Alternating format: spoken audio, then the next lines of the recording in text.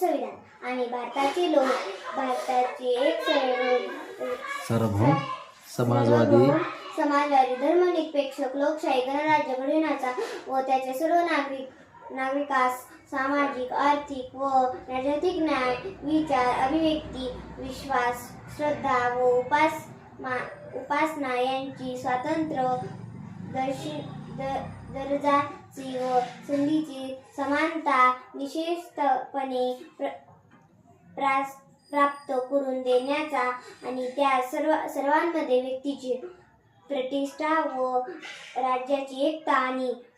एकात्मता यांचे आश्वासन देण्याचा बंधुता प्रसिद्ध करण्याचा संकल्पपूर्वक निर्धार करू. आमच्या संविधान सभेत आज दिनांक 26 नोव्हेंबर 1949 रोजी याद्वारे ही संविधान अंगीकृत आणि धर्मनिरपेक्ष करून स्वतः